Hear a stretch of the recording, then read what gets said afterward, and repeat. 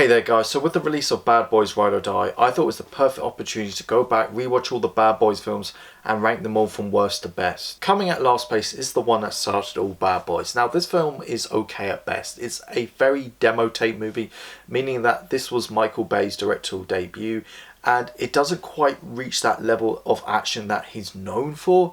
And this was like Will Smith's first big movie. Before that he was known for like Fresh Prince of Bel-Air and his music. Unfortunately, I can name like 20 other performances by him that's more memorable. And I will say Will Smith and Martin Lawrence chemistry is the highlight in this movie.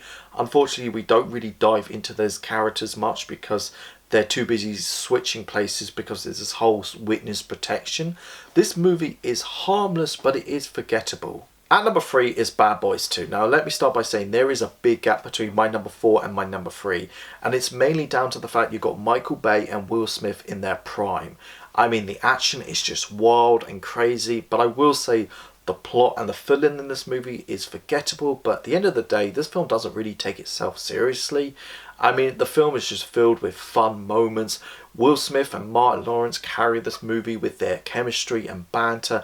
And I will say the best scene in this series is when they confront Reggie for the first time. Have my daughter home at 10:01. If she ain't home at 10:01, I'm in the car, okay? Lock, loaded, and hunting your motherfucking ass down. Do you hear me? And I'm Speak going the with fuck him. up, Reggie. And if I'm there, you know what it's gonna be? Chitty chitty bang bang, nigga. That's what it's gonna be.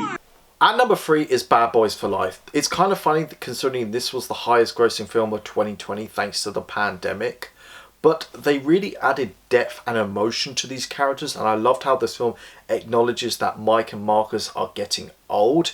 It still has that fun action you love from Bad Boys 2, even though Michael Bay isn't directing this time.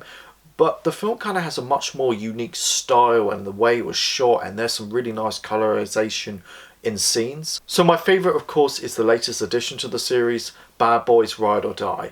I know what you're thinking, that's due to recency bias, but hear me out. I really clicked with this one, it had my full attention.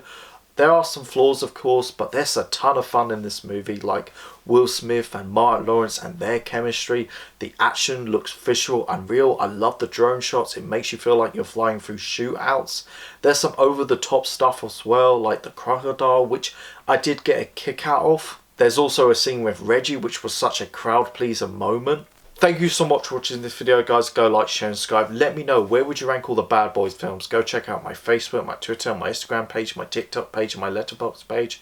You guys are awesome. I got your back.